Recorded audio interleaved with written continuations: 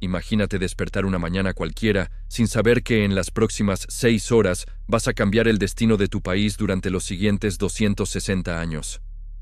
El 15 de octubre de 1600, cuando la niebla cubría los campos de Sekigahara, nadie podía imaginar que estaban a punto de presenciar una de las traiciones más calculadas de la historia japonesa. Una batalla que, según algunas teorías históricas, pudo haberse decidido incluso antes de que se disparara la primera flecha. Pero para entender cómo 6 horas pudieron determinar casi 3 siglos de historia japonesa, necesitamos retroceder 2 años en el tiempo, cuando murió el hombre más poderoso de Japón. Toyotomi Hideyoshi había logrado algo que parecía imposible: unificar Japón bajo su mando. Durante décadas, el país había estado fragmentado en territorios controlados por señores feudales que luchaban constantemente entre sí. Hideyoshi cambió todo eso. Pero en 1598, cuando la muerte lo alcanzó, dejó tras de sí un problema monumental. Su heredero, Toyotomi Hideyori, tenía apenas 5 años. Un niño no podía gobernar un país recién unificado, donde los señores feudales seguían siendo lobos hambrientos, esperando la menor señal de debilidad. Hideyoshi, consciente de este peligro, había establecido un consejo de 5 regentes para proteger a su hijo hasta que alcanzara la mayoría de edad. Entre estos regentes estaba Tokugawa Ieyasu, un hombre de 56 años que había demostrado ser tanto un brillante estratega como un político astuto. Sin embargo, lo que Hideyoshi quizás no calculó completamente es que Ieyasu tenía sus propias ambiciones. Estudios recientes sugieren que Ieyasu comenzó a preparar su ascenso al poder casi inmediatamente después de la muerte de Hideyoshi, tejiendo una red de alianzas que le permitiría desafiar el orden establecido. El enfrentamiento no tardó en llegar. Por un lado estaba Ishida Mitsunari, leal a la familia Toyotomi y decidido a mantener el sistema tal como Hideyoshi lo había dejado. Por el otro, Tokugawa Ieyasu, quien interpretaciones históricas modernas sugieren que veía en la situación una oportunidad única para establecer su propio linaje en el poder. Lo fascinante de esta historia es que no estamos hablando de una guerra civil que devastara el país durante años. No hubo ciudades asediadas durante meses ni batallas que se extendieran por todo el territorio japonés. Todo se redujo a una única mañana en una llanura brumosa. El campo de batalla elegido fue Sekigahara, un valle estratégico que conectaba las regiones este y oeste de Japón. El lugar no era casualidad. Quien controlara Sekigahara controlaría las principales rutas comerciales y militares del país. La madrugada del 15 de octubre, mientras la niebla aún cubría el valle, comenzaron a posicionarse los 2 ejércitos. Las fuerzas del este, comandadas por Ieyasu, sumaban aproximadamente 75,000 hombres. Las del oeste, bajo el mando de Mitsunari, contaban con cerca de 80,000 guerreros. Sobre el papel, el bando occidental tenía ventaja numérica, pero los números, como veremos, no siempre cuentan toda la historia. Una de las peculiaridades más intrigantes de esta batalla es cómo se desarrolló la comunicación entre los bandos. Teorías históricas recientes sugieren que Ieyasu había estado enviando mensajes secretos a varios comandantes del ejército occidental durante semanas antes del enfrentamiento. Estos mensajes, según algunas interpretaciones, no solo prometían recompensas por cambiar de bando, sino que también amenazaban con terribles consecuencias para quienes se mantuvieran fieles a Mitsunari. Kobayakawa Hideaki, posicionado estratégicamente en el monte Matsuo con sus hombres, se convertiría en la pieza clave de lo que algunos historiadores consideran una de las traiciones militares más calculadas de la historia japonesa. La batalla comenzó alrededor de las 8 de la mañana. Los primeros enfrentamientos fueron feroces, con los 2 bandos intercambiando cargas de caballería y lluvia de flechas. El sonido de los cascos de los caballos golpeando el suelo húmedo se mezclaba con los gritos de guerra y el chocar del acero contra el acero. Durante las primeras horas, el centro del ejército occidental demostró una resistencia extraordinaria. Las tropas de Mitsunari luchaban con la desesperación de quienes sabían que no solo defendían su posición, sino el futuro de todo un sistema político. Mientras tanto, desde su posición elevada en el monte Matsuo, Kobayakawa observaba el desarrollo de la batalla. Sus hombres estaban listos para intervenir, pero la pregunta que atormentaba a todos en el campo de batalla era: ¿de qué lado lo haría? Investigaciones de la última década han revelado detalles fascinantes sobre lo que pudo haber pasado por la mente de Kobayakawa durante esas horas cruciales. Algunos documentos sugieren que había recibido promesas tanto de Ieyasu como de Mitsunari, pero que las ofertas del primero eran considerablemente más generosas. La niebla que había cubierto el campo de batalla durante la mañana comenzó a disiparse alrededor del mediodía. Con la mayor visibilidad, los comandantes pudieron evaluar mejor la situación. Fue entonces cuando Ieyasu tomó una decisión que cambiaría el curso de los acontecimientos. En lugar de seguir presionando frontalmente, ordenó a sus fuerzas que mantuvieran la presión sobre el centro enemigo mientras esperaba el momento perfecto para ejecutar su plan maestro. Según teorías militares modernas, Ieyasu había calculado que la batalla se decidiría no por la fuerza bruta, sino por un movimiento táctico en el momento exacto. Y ese momento llegó alrededor de las 2 de la tarde. Kobayakawa, después de horas de aparente inactividad, finalmente mostró sus cartas, pero en lugar de bajar del monte para reforzar a sus supuestos aliados occidentales, dirigió sus fuerzas directamente contra el flanco del ejército de Mitsunari. El impacto psicológico de esta traición fue devastador. Los soldados del bando occidental, que hasta ese momento habían luchado con valor, de repente se encontraron siendo atacados por quienes creían sus aliados. La confusión se extendió por las filas como un incendio. Lo que siguió fue un colapso militar que los estrategas militares siguen estudiando hasta el día de hoy. El frente occidental, que había resistido durante horas, se desplomó en cuestión de minutos. Los soldados comenzaron a huir en todas direcciones, abandonando sus armas y sus posiciones. Mitsunari, viendo que la batalla estaba perdida, intentó reagrupar a sus hombres para una retirada ordenada. Pero era demasiado tarde. Las fuerzas de Ieyasu, aprovechando el caos, lanzaron un ataque coordinado que dispersó completamente a las tropas occidentales. Para las 4 de la tarde, todo había terminado. En menos de 6 horas, el destino de Japón había cambiado para siempre. Las consecuencias inmediatas fueron dramáticas. Mitsunari fue capturado pocos días después y ejecutado. Muchos de los señores feudales que habían apoyado al bando occidental perdieron sus tierras, que fueron redistribuidas entre los aliados de Ieyasu. Pero las consecuencias a largo plazo fueron aún más profundas. En 1603, el emperador nombró a Ieyasu como shogun, estableciendo el shogunato Tokugawa, que gobernaría Japón hasta 1868. Durante estos 265 años, Japón experimentó una transformación sin precedentes. El país se cerró casi completamente al mundo exterior, desarrollando una cultura única y un sistema político extraordinariamente estable. Imagínate que ya tienes el poder absoluto sobre un país entero, pero tu obsesión por controlarlo te lleva a tomar decisiones tan extremas que terminarán aislándolo del mundo durante casi 3 siglos. El sistema que Tokugawa Ieyasu estableció después de Sekigahara fue mucho más complejo de lo que la historia tradicional nos cuenta. Su primer movimiento como shogun no fue construir más castillos o reclutar más samuráis. Su estrategia fue mucho más siniestra y brillante a la vez. Ieyasu sabía que había ganado la batalla, pero aún tenía que ganar la paz. Y para eso necesitaba controlar no solo los cuerpos de sus súbditos, sino también sus mentes. Documentos encontrados en archivos del castillo de Edo revelan que comenzó a diseñar un sistema de vigilancia social que haría palidecer a los regímenes más autoritarios de la historia moderna. La primera pieza de su plan maestro se llamaba el sistema Sankin Kotai. Oficialmente, era una forma de honrar al shogun. Todos los señores feudales debían alternar su residencia entre sus territorios y la capital, Edo. Pero la realidad era mucho más calculada. Al obligar a los daimyo a mantener 2 residencias, Ieyasu los arruinaba económicamente. Un señor feudal empobrecido no puede financiar una rebelión, pero ahí no terminaba la genialidad del sistema.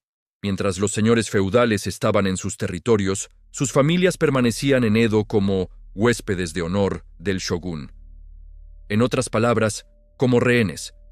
Cualquier atisbo de deslealtad podría costar la vida a esposas e hijos.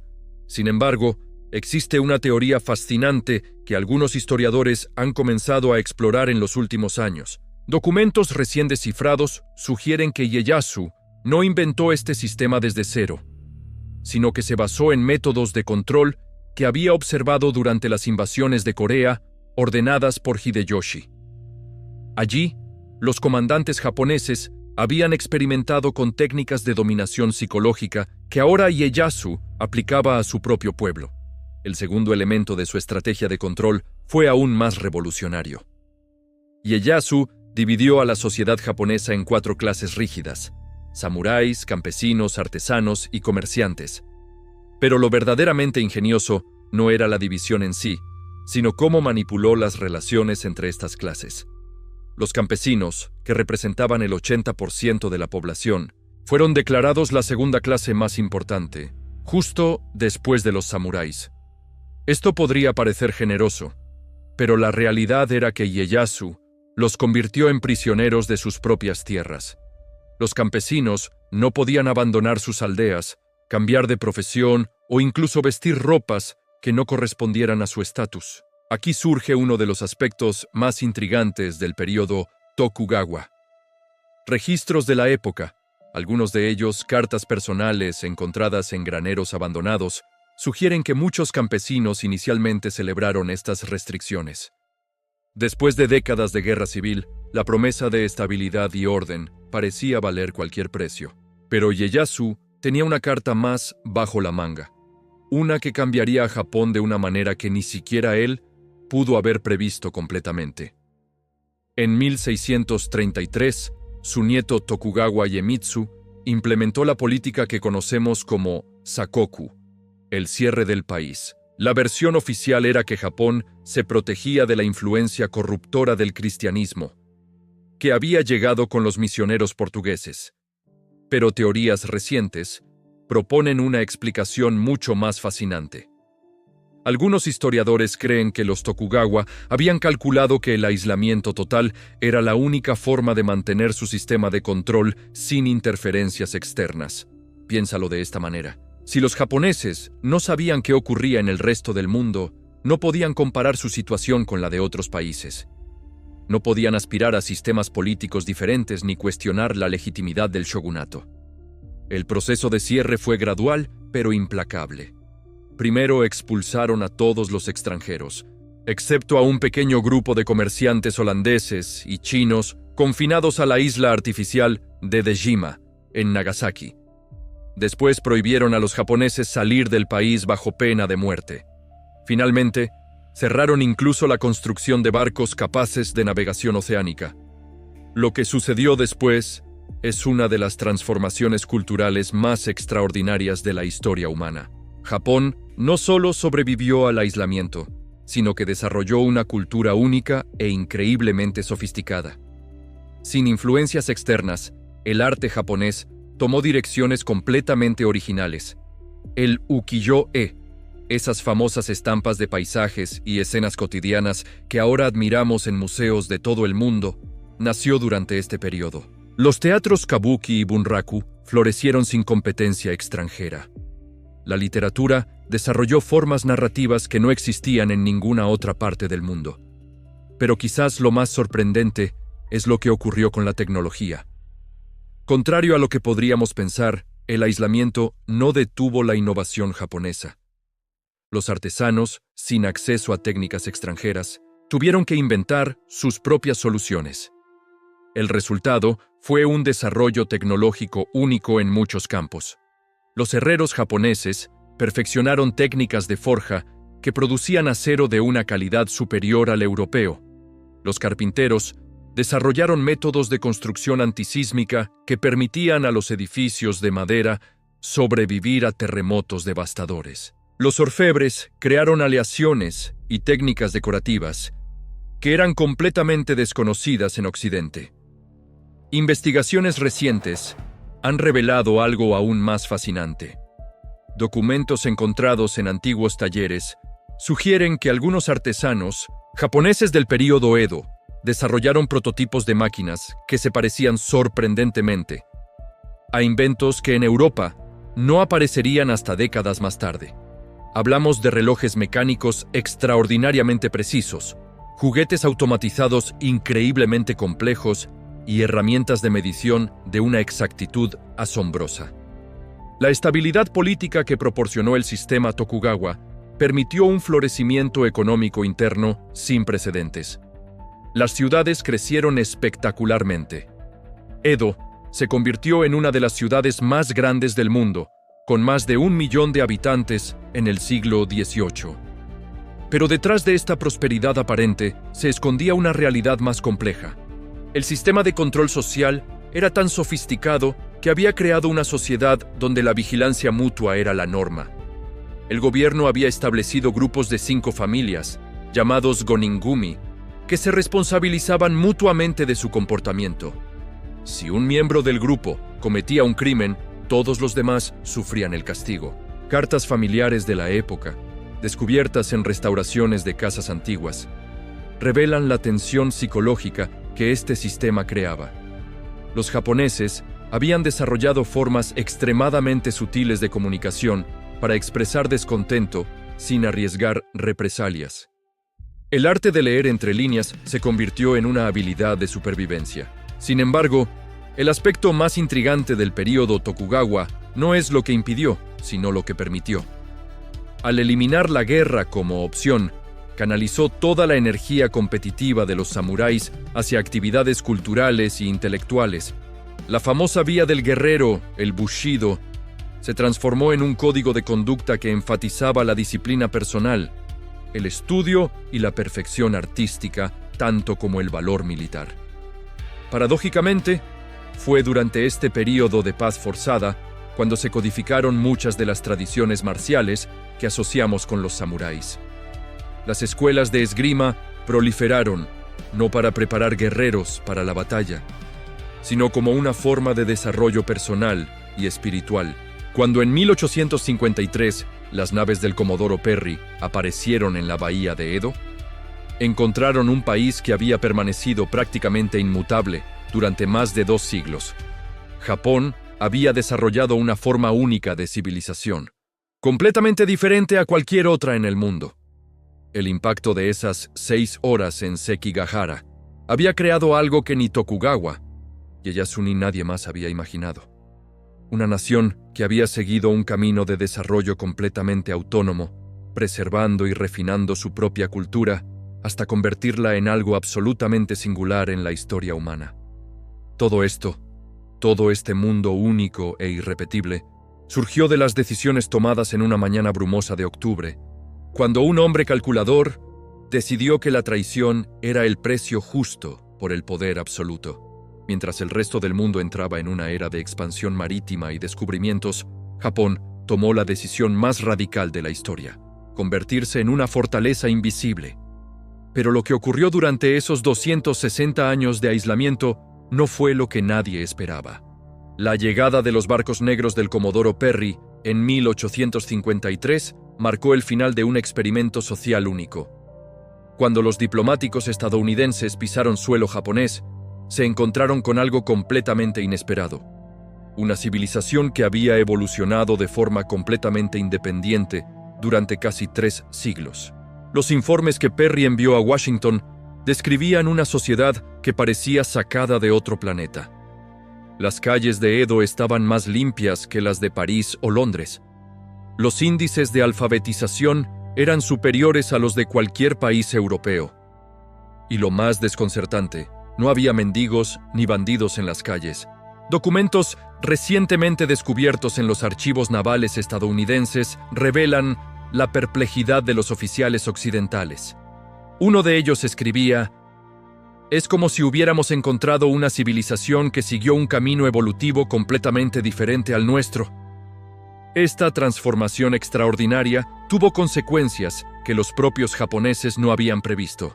El sistema de castas sociales diseñado originalmente para mantener el control, terminó generando algo inesperado. Una especialización artesanal sin precedentes en la historia mundial. Los comerciantes, relegados a la clase social más baja, desarrollaron redes de distribución tan sofisticadas que productos manufacturados en los talleres de Kioto llegaban a aldeas remotas en las montañas en cuestión de días. Esta eficiencia logística superaba ampliamente los sistemas europeos de la época. Pero hay algo aún más fascinante. Investigaciones recientes han descubierto que durante el periodo de aislamiento, Japón desarrolló lo que los historiadores llaman innovación por necesidad. Sin acceso a recursos externos, los artesanos japoneses tuvieron que reinventar constantemente sus técnicas. Un ejemplo extraordinario son los telescopios japoneses del siglo XVIII. Sin poder importar lentes europeas, los ópticos japoneses desarrollaron métodos de pulido que producían cristales de una calidad superior a los fabricados en Holanda.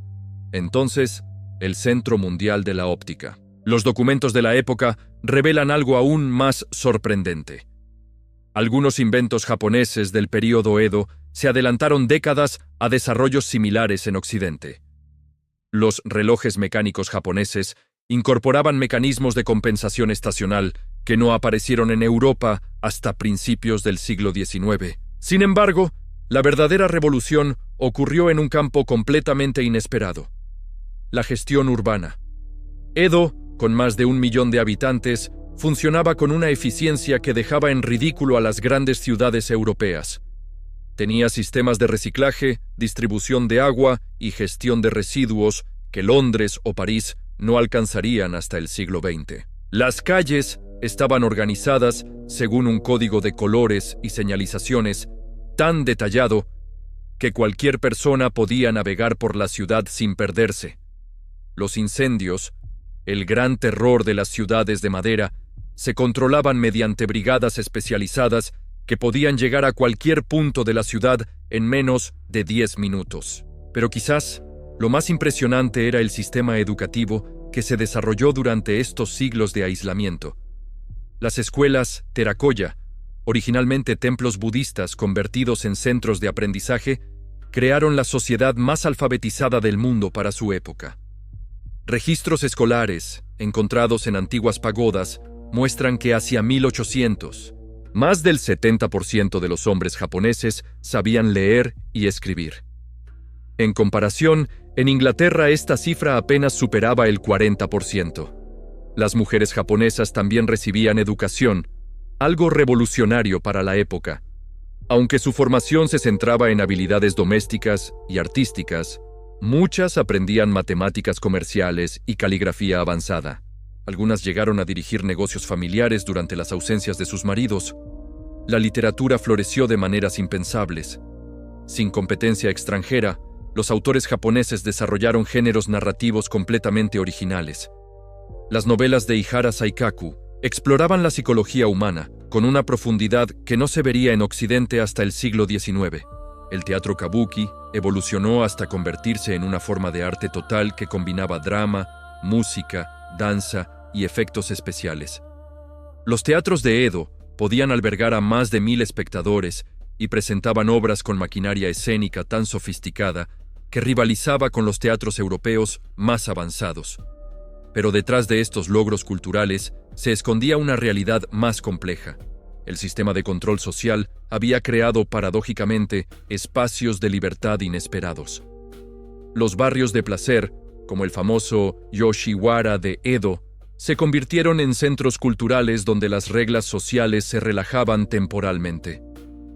Geishas y cortesanas se transformaron en mecenas de las artes, financiando pintores, poetas y músicos. Muchas de ellas eran mujeres extraordinariamente cultas que dominaban la poesía, la música y la conversación intelectual. Su influencia cultural llegó a rivalizar con la de la aristocracia tradicional. Los mercaderes, a pesar de su bajo estatus oficial, acumularon fortunas que les permitieron convertirse en patrocinadores secretos de las artes. Financiaban festivales, obras de teatro y publicaciones que circulaban por todo el país, creando una cultura popular rica y diversa. Esta efervescencia cultural tuvo consecuencias inesperadas. Japón desarrolló industrias creativas tan sofisticadas que cuando finalmente se abrió al mundo, sus productos artísticos causaron sensación en Europa. El japonismo se convirtió en una corriente artística que influyó en pintores como Van Gogh y Monet. Los grabados ukiyo-e, que inicialmente eran arte popular barato, revolucionaron la percepción occidental del color y la composición. Técnicas de impresión desarrolladas en talleres de Edo permitían producir miles de copias de una imagen con una calidad y precisión que superaba los métodos europeos. Sin embargo, el aislamiento también tuvo costes ocultos que solo se hicieron evidentes cuando el país se reabrió.